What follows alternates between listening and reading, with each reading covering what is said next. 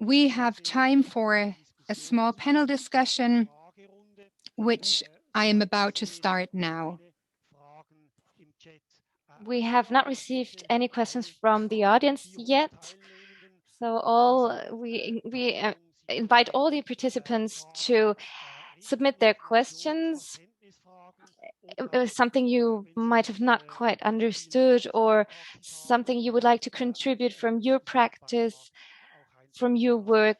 So we welcome every contribution. Just submit them in the chat or in the Q&A section. So as long as we don't have questions from the audience, I start with a question from my side. So my first question is for all the three of you. Ms. Nussberger, you said that the Venice Commission as a firefighting unit for the rule of law tries to bring in abstract suggestions. You also try to find compromises between all the new democracies. So my question is, it comes to a surprise to me when I talk to colleagues in Switzerland and Europe that the efforts of the CJEU and of the ECTHR are not known.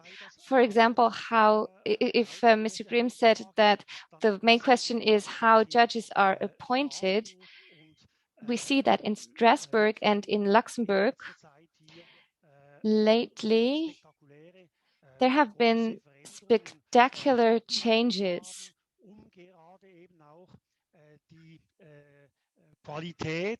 to ensure the quality and competence of the judges of these highest courts, because this has an influence all over Europe and the member states of the Council of Europe.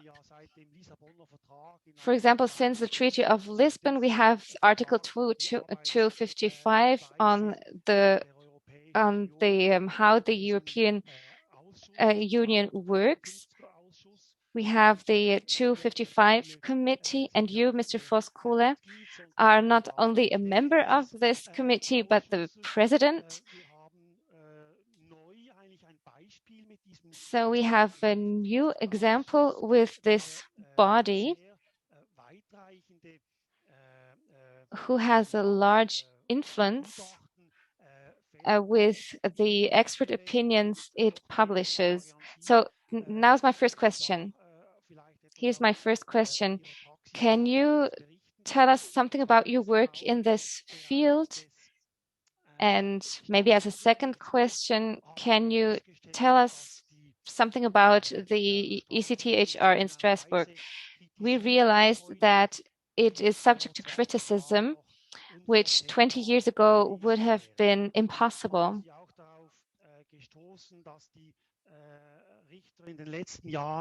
And we also realized that in the last few years, the judges didn't have the same quality and personality and charisma as former judges. Maybe this has also something to do with the new member states of the European Union. But here we realized that we need a special committee to appoint judges and maybe to refute or to comment the applications which are handed in by member states, so that the appointment of judges is done or prepared by an expert committee. So Ms. Nussberger, when you deal with newer democracies, have you ever referred to these new developments in Strasbourg and Luxembourg? Because I realized that in Switzerland, no one knows these new rulings and these new regulations. We have a judiciary commission here in Switzerland, for example. We're going to hear about that, but they didn't really do their homework so far.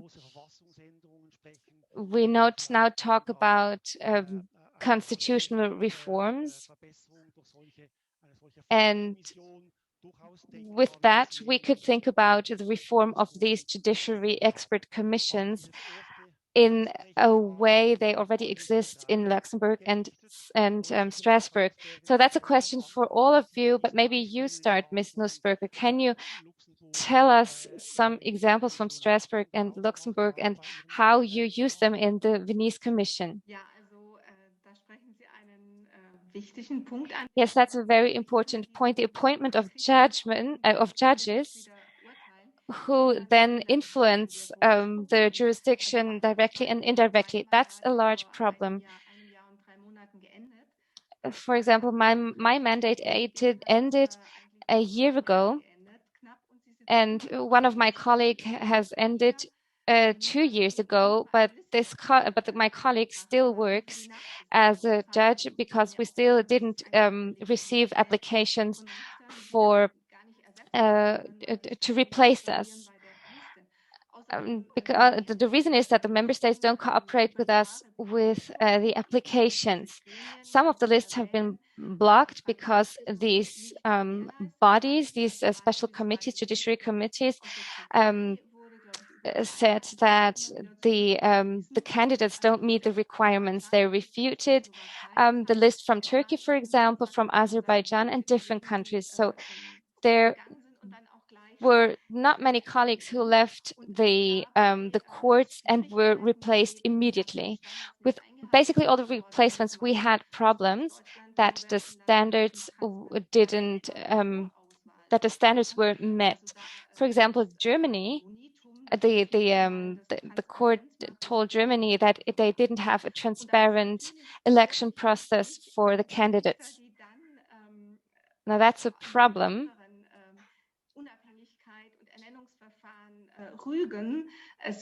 If judges refute or tell countries that their processes are unconstitutional, of the appointment of judges are unconstitutional, but then they themselves were elected in an unconstitutional way. Now, the ECTHR at the ECTHR, there were a lot of former judges from the CJEU. They are very competent, of course, but the rulings of the ECTHR are not binding. So let me say one more sentence. At the CJEU, what is critical is the option of being re-elected. I think this is incompatible with everything we ask for in the name of the Venice Commission. We say that even temporary judges can be a problem, and if we have the possibility of judges being re-elected all the time, this is a problem we should think over. This is also what Poland said. Well, you have the same system. And then we said that we are structurally completely different as a European court, but actually that is not true. Courts are courts, and the structure of courts is the same everywhere. Mr. Voskuhl, would you like to answer that? Yes, please. I'm sorry, I have to correct you. I'm not the president of the 255 Commission. I've just been a member of that committee for the longest time. This committee has a very important task. We are 7 people.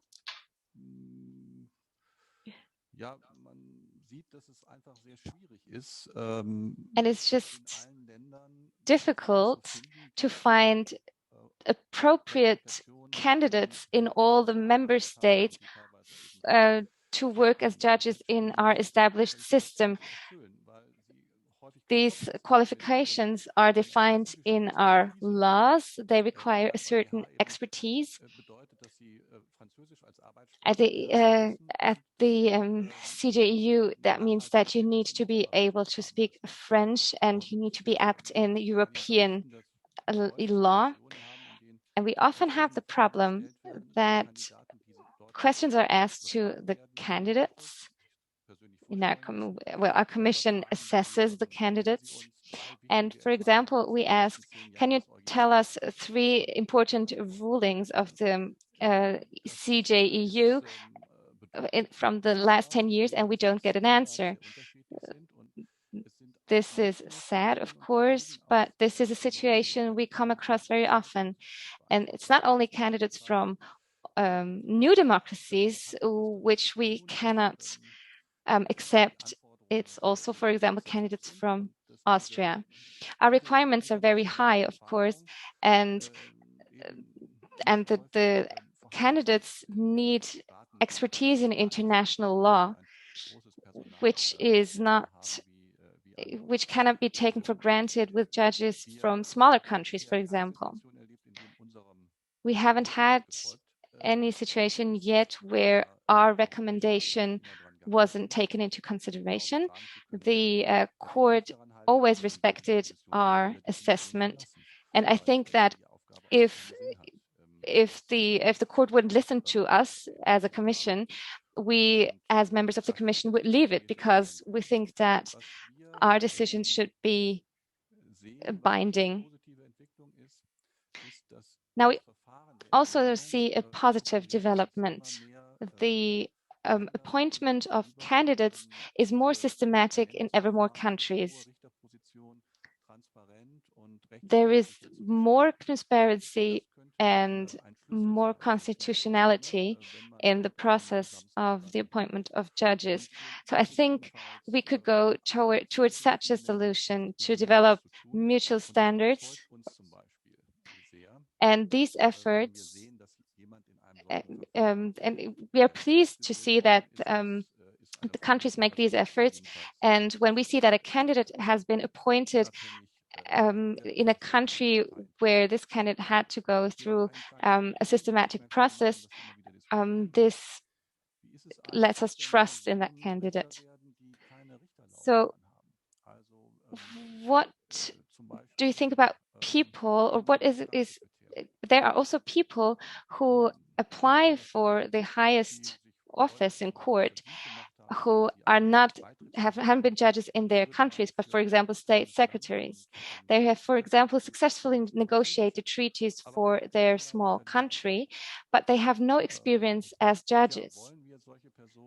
Do we want this kind of person to be judges, people to be judges at the CJEU or not? This is not something the Commission can decide. What we say is that people who want to be judges, they need to have 20 years of experience in a high-ranking post or profession, but not necessarily as a judge.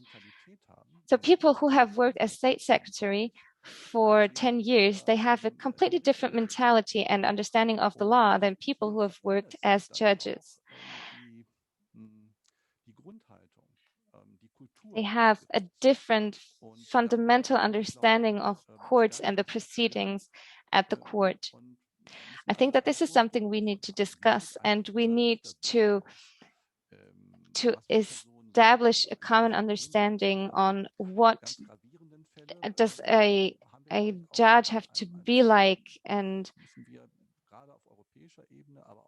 particularly on a European level.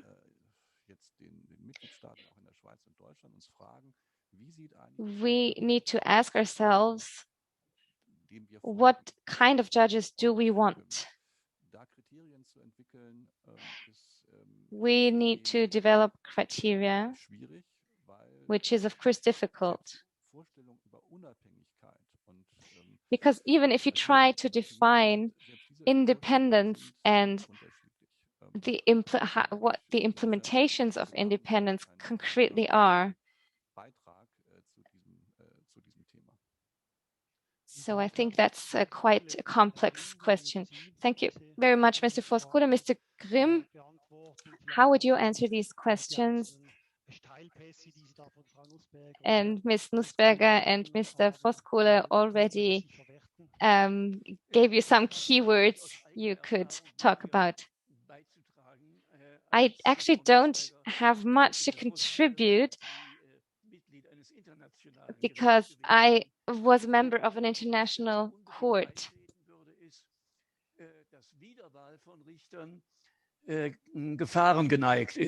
I agree with Ms. Nussberger that the re-election of judges is a potential source of danger. So if a judge, for example, doesn't meet the expectations, you can just get rid of him in quite a short amount of time. Maybe I just didn't come across such cases or I didn't see them, but I think that we need to pay attention to this fact. In the CGEU, there is a re-election process. And I think that they don't want to hear any different opinion because then you can easily be attacked. Let me take the opportunity to touch upon another topic we need to discuss, I think. An international court needs to treat all its member states equally and not differentiate between the good and the bad. So is this possible at all if the judiciaries in all the countries aren't equal? So if I treat everybody equally, but they are not the same, then I maybe maybe strengthen these inequalities. Ich denke, ein guter Punkt. Die Frage wäre noch. That's a valuable point. Thank you very much.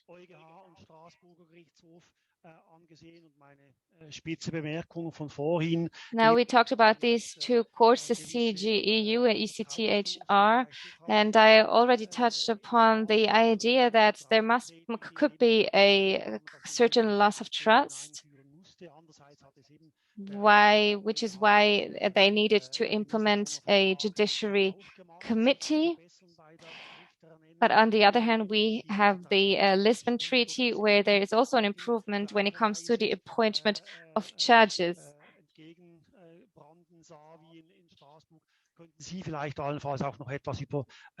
Can you also say something about Karlsruhe and the German Federal Constitutional Court? Because that's also a court which is widely known and respected. Its representatives are respected beyond the borders of Germany. Here in Switzerland, we also read the rulings of Karlsruhe with great interest.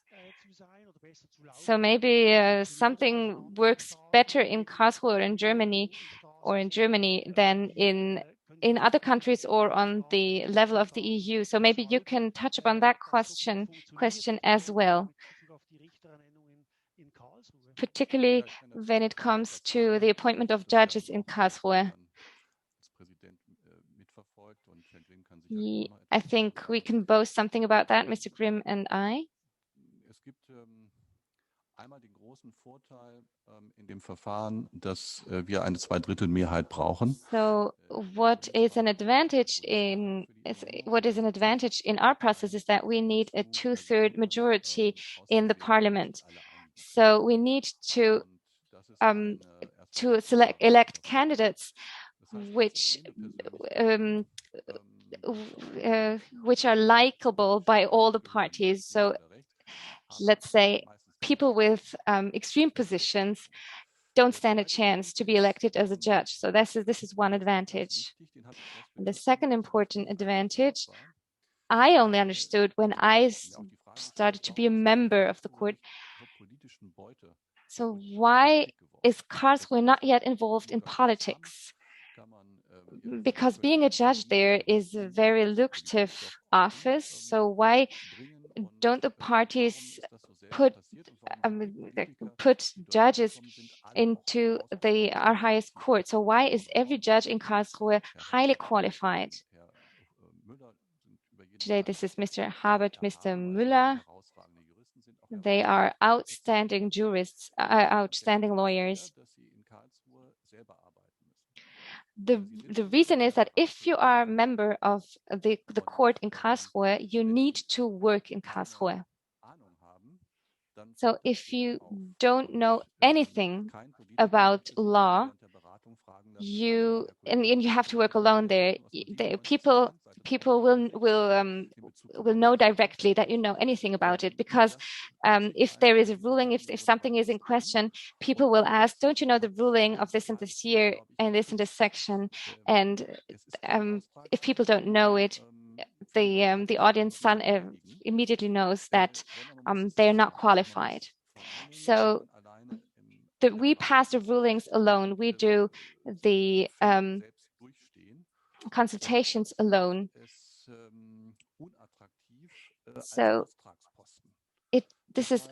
therefore the offices of the judges are unattractive to people who just want to have a prestigious office, because they actually need to do the judiciary work. Second, there is a pressure in the court to be independent and to not rule in a political way. Ich sage es mal ganz vorsichtig, etwas leistungsschwächer sind als andere, sich aber trotzdem sehr people who do not perform as well as others are very diligent, which also leads to the fact that quality is high. But we also have our problems in Karlsruhe, and one of them is always also, so what we need, what our problem is that we don't have a representative a cast of the board of judges. For example, we needed to replace a judge, and the replacement judge needed to be from the east of the country, and we decided to take a candidate which was not the favorite, but she was from the east of the country, from eastern Germany. So what about the representation of other bodies? What about the churches? If we don't talk only about women and men and East and West, but also about churches, other groups, I think that the courts should independently pass their verdicts and rulings, and they shouldn't be just boards which represent all the population. So I think that this is a problem and a danger that our highest courts, that the quality of our highest courts degenerates, because we cannot appoint the most capable people to these posts, but that we always need to consider representation, which means that the quality degenerates. And I think that's a difficult problem. Thomas, would you like to ask a question? No, an administrational comment. If you have any questions, do not use the chat function, use the F&A function. And another remark. Anne Sanders is with us. And during the second part of today's conference, well, she will give her lecture, but she has already joined the group. Sanders is professor at the University of Bielefeld. She has worked with the CCGA, the Consultative Council of European Judges, and I wanted to welcome her. We talked about the different courts, the lower courts, the highest Supreme Courts, but during the three previous talks, we talked about their roles. The Venice Commission has a consulting role. It is to give advice, but it depends on the state's willingness to do good.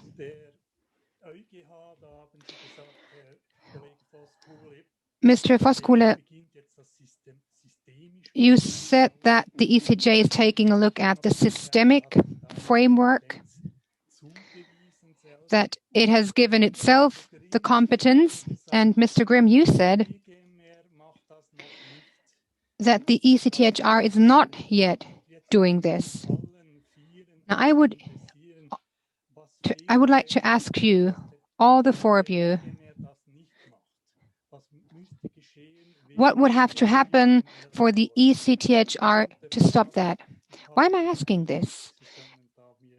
I'm under the impression, well, you can tell yes or no, but I'm under the impression that it works better in the European Union because it has certain standards.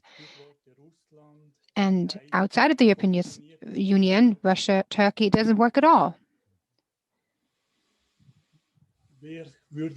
Who would like to start? Who can answer this question? Well, I would like to start.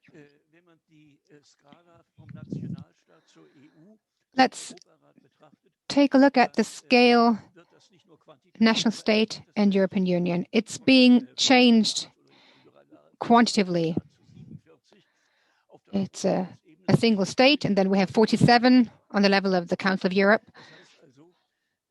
So there are always different levels, and it is, of course, much more difficult for 47 states to not only compromise on concrete measures or assess the situation,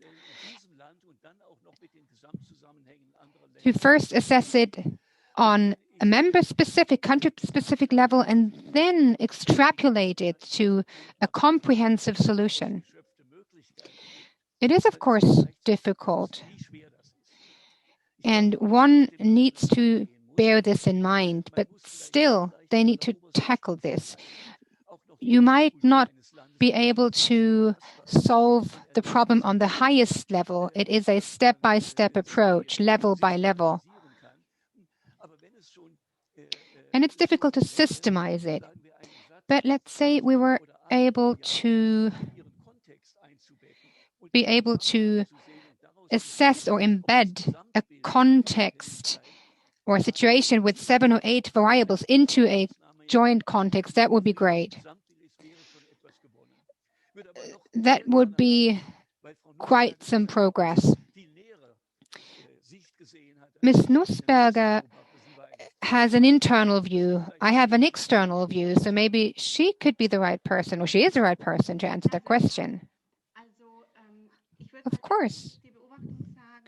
First, I would like to explain how this has grown in Strasbourg.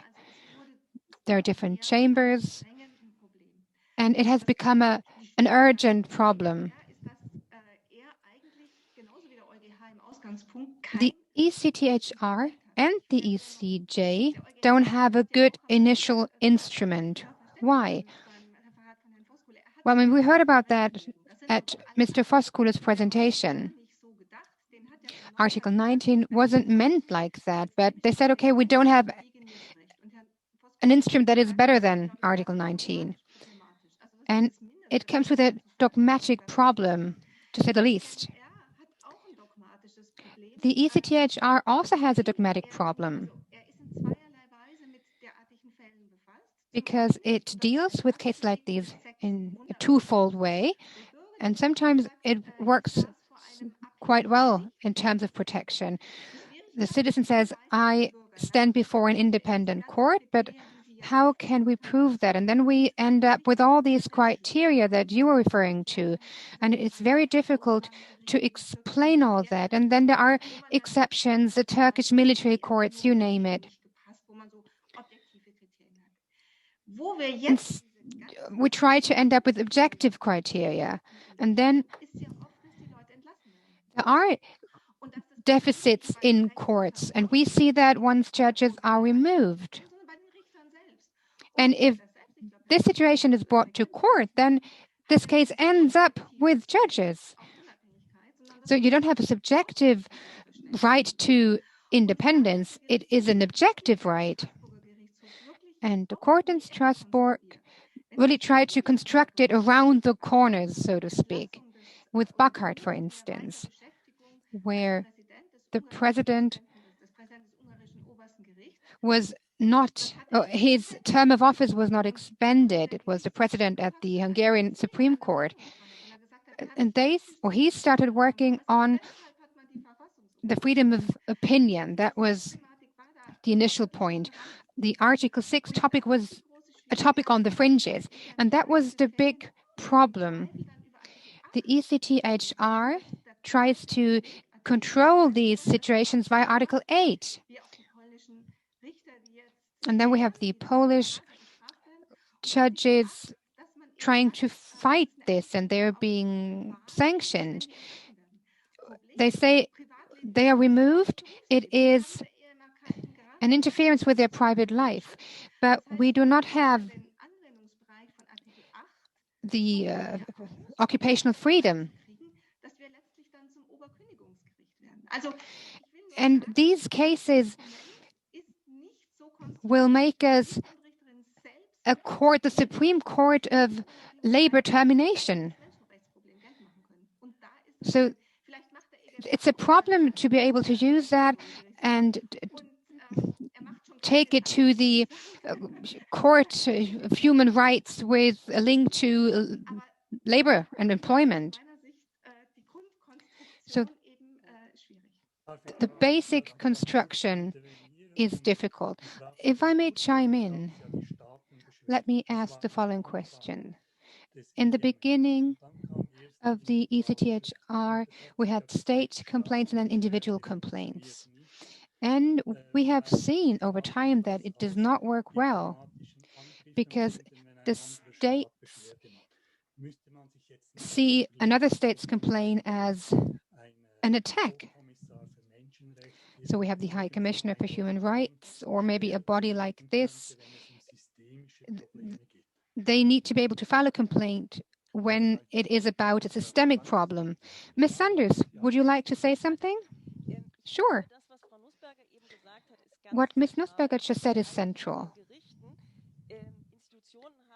The courts are institutions da sind und nicht dazu da sind, institutionelle Garantien durchzusetzen. Das ist eigentlich etwas, was Gerichten eigentlich nicht zukommt, was man ihnen zunehmend zuweist, sowohl national, zum Beispiel in Bezug auf ökologische Fragen, nicht sozusagen der Individualanspruch auf den Klimaschutz und solche Sachen, und eben international institutioneller Anspruch auf Rechtsstaatlichkeit. Und das ist eine sehr spannende Entwicklung, und da müssen wir uns natürlich auch bewusst sein, dass das auch ihre Risiken birgt gewissermaßen. Insofern wäre es eigentlich sinnvoller, sich zu überlegen, wäre nicht sowas wie der Hochkommissar Staatenbeschwerden, sowas eigentlich die besseren Ausgangspunkte, und auch Institutionen, die das, was Herr Grimm eben auch als kulturelle Frage, Rechtsstaatskultur, Kultur der Unabhängigkeit, habe ich das mal genannt, bezeichnet, dass man da größere Blicke nehmen könnte, eben sagen könnte, in welchem Kontext steht das alles.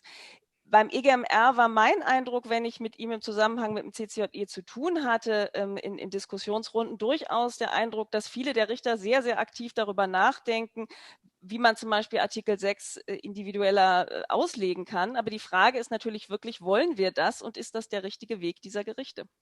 Und entspricht das dann unserem Richterbild, um darauf noch zurückzukommen, dass der Richter im Grunde eigentlich nicht auf den Einzelfall schaut, sondern notwendigerweise auf die institutionellen Zusammenhänge? Ja, Herr Voskuhle, bitte sehr. Ja, also ich möchte das sehr unterstreichen, was Frau Sanders gesagt hat. I would like to highlight what Ms. Sanders just said. We all want to help. We're observing what's happening in Hungary and Poland, but their options are limited. Let's take a look at the ECJ situation. We have two trials. Now, single judges, maybe they're even affected themselves, they need to try to develop international standards and present them in their own state. This is very difficult. And sometimes they have to fear sanctions, maybe within the framework of an arrest warrant. If you expect of the court to rightly assess the situation in another country with all its complexities, then this is really what an institution can do. Very, very difficult. And a procedure of monitoring a state's rule of law is not the right procedure. The Commission has more options, more opportunities, but we need a very detailed analysis of the links and connections, and it leads to a situation where the judicial penetration isn't very precise. It's an overall analysis, open to interpretation. Maybe this monitoring mechanism to supervise the rule of law is good. The Article 7 proceeding is the right one. You would have to have different majorities, or maybe you could think of different institutions. Ms. Sanders referred to that. So you can exert political pressure, and you can discuss these issues from a political perspective. The infringement proceeding could be decoupled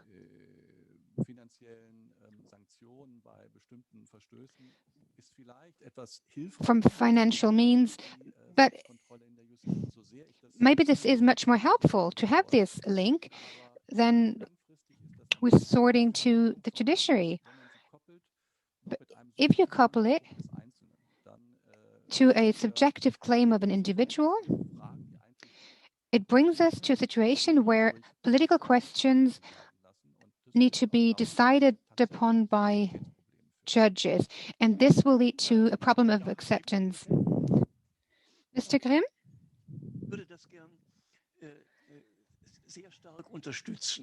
I second that strongly. What we are seeing right now in connection with the ECJ's jurisdiction is that it gets praise, but the European Union doesn't have effective tools to make sure that the member states observe their own rules and regulations, and then they open a door and they are applauded. It's not doable in institutions, but it's now doable in courts. And it's not only a question of formality. We have the separation of powers. That's also the title of today's conference. We have the separation of powers for a reason. The three powers are separated.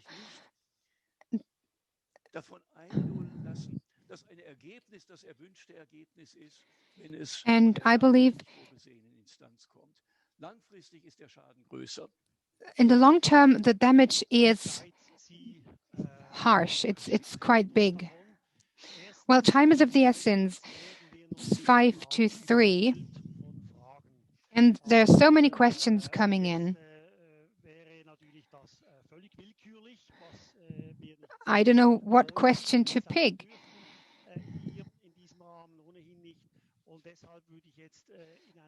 I do not want to decide which question to take. It would be done arbitrarily, but there are questions to, or my question to you, that if you could make some general remarks. There's a discrimination between ECJ and the court in Strasbourg. It only has a fraction of the financial means the ECJ has. Ms. Nussberg referred to a case in Albania. What about their budget-related financial structures? Shouldn't they play a role so that they can see to it that judges are independent? That's one thing, budget, financial links, and concrete interference by the executive. I'm sure you know what Lucius Wildhaber told us, the former president of the court in Strasbourg. He told us about the ambassadors that paid him a visit, and they were trying to exert influence. So that's an example of concrete interference by the executive. Another block of questions could be about standards for re-election, if there is a possibility of re-election, like we have in Switzerland.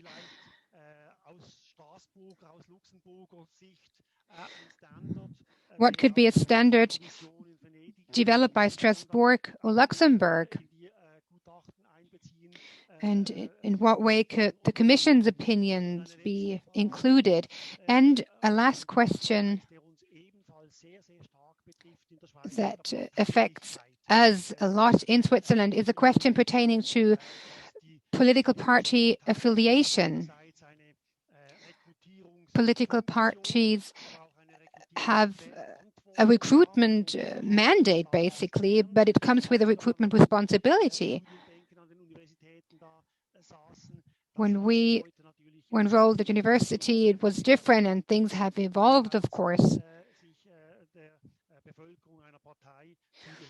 7% of the Swiss population is enrolled in a political party nowadays. Maybe I start with Ms. Nussberger, maybe some final words, and you can pick the question now. Maybe you can start. We do not have a lot of time left, I'm afraid. So maybe one phrase per question. As to the recruitment process in Switzerland, well, the European understanding is different.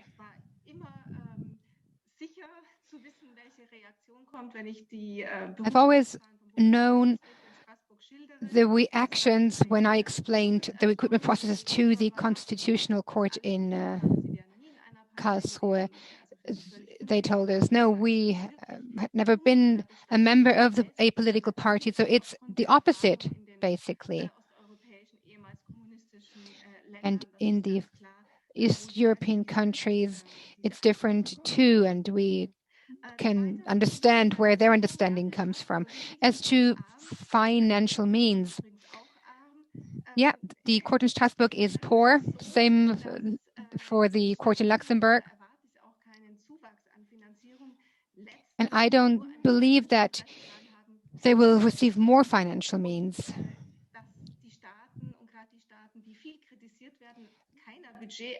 The countries to criticize that are the ones that do not want to invest more.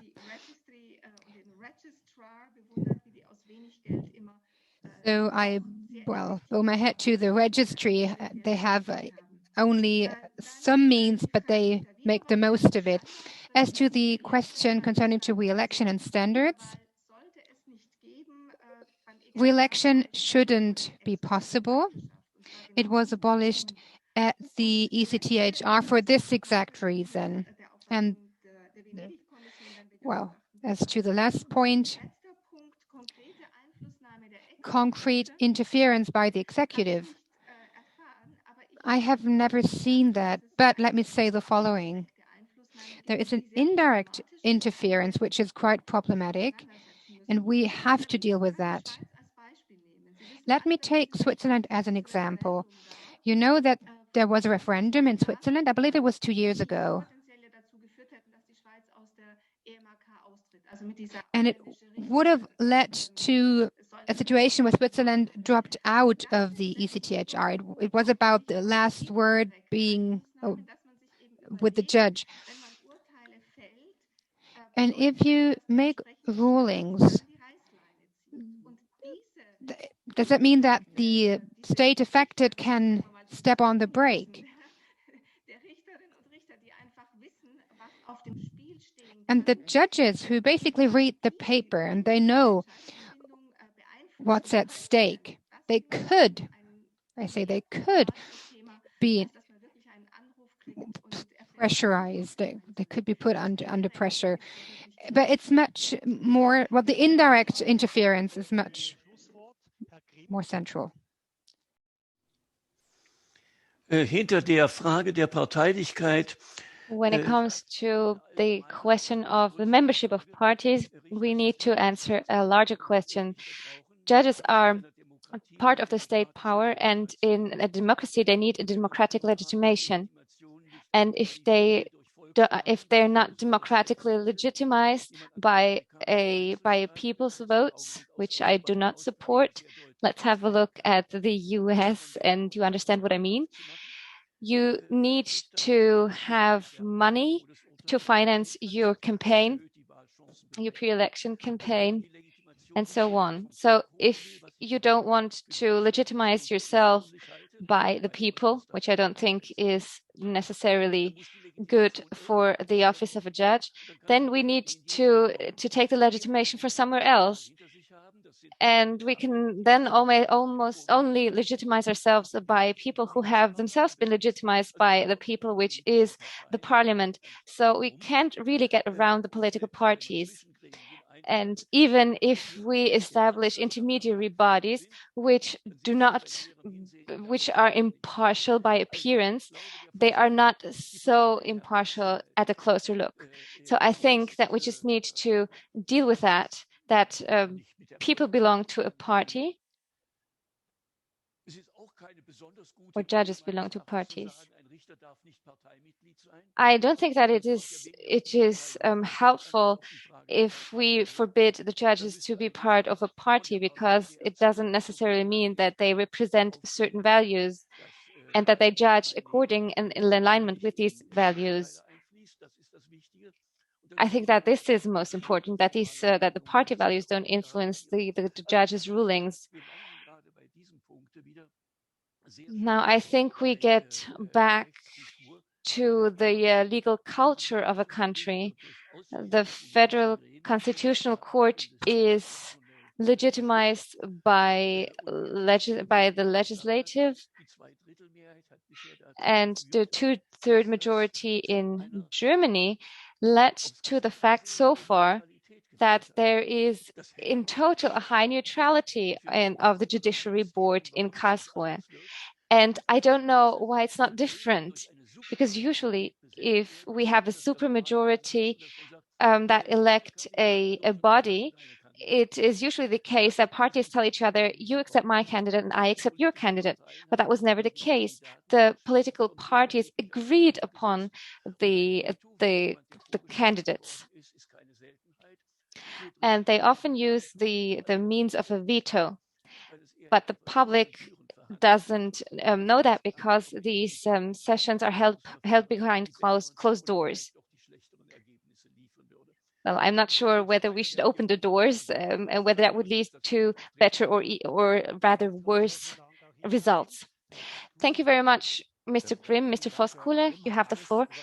Thank you very much. Mr. Grimm said everything I wanted to say about party membership, so I don't have to repeat this. Thank you very much, Mr. Grimm, that you said it so clearly. So we can't avoid the parties, and that is not bad, because they are also a form of democratic legitimization. What I consider central is that judges cannot be re-elected. I second Ms. Nussberger's opinion there. I think that's a very difficult situation, because for the person, this is about her or his status, about the social standing. They depend from, so they want to be re-elected, and then they do what is necessary. So if you imagine that somebody from Romania, where a judge earns about 1,000 euros, and in Strasbourg you earn 22,000 without taxes, it is clear that you want to continue that mandate, and I think we need to change the system here. We also need to give another thing a thought. When it comes to internal positions like the president,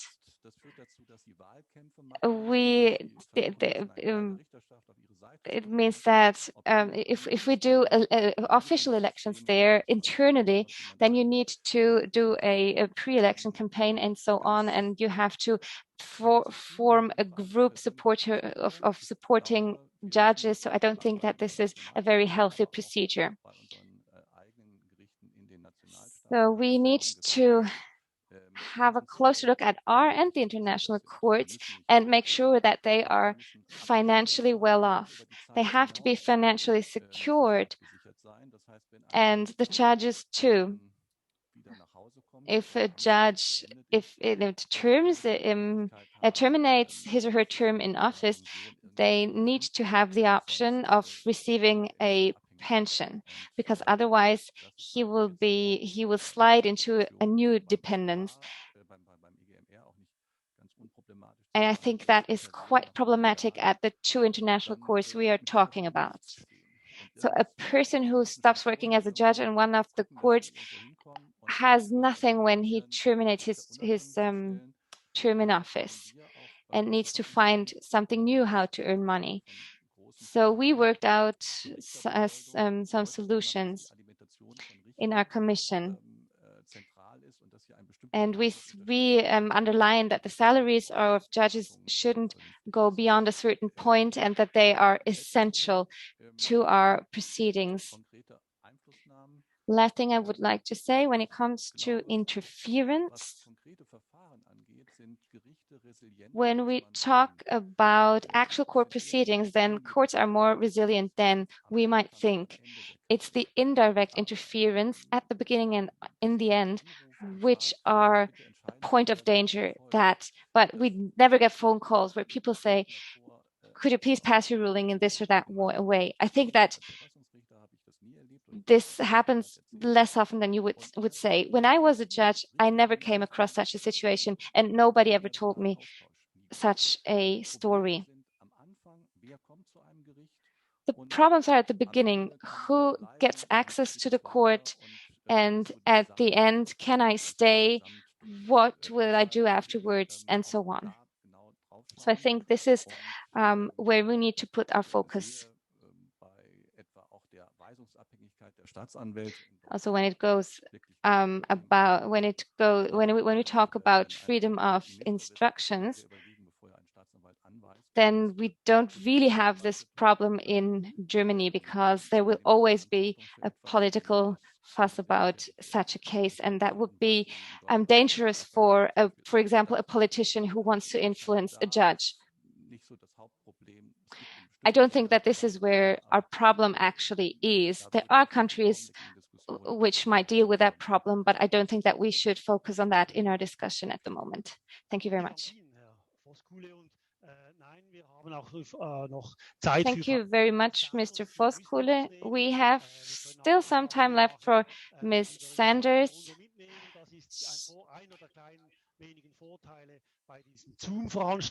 So we can just grab a coffee afterwards and take it back and drink it in front of the screen. So we do have a bit of time for Mrs. Sanders.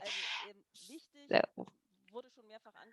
what I consider important is that there should be no re-election. I think that is a central point. Also for the prestige of the Federal Constitutional Court. I think that is central to the Federal Constitutional Court in Germany, that there is no re-election, and that the judges always know what they will do afterwards. So they can pass their rulings freely and independently.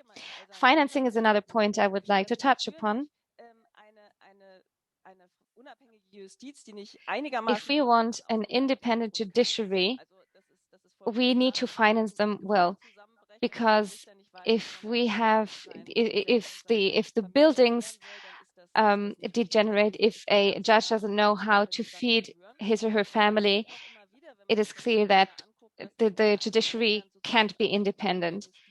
And we see in other countries that the judiciary is very badly financed, which leads to grievances.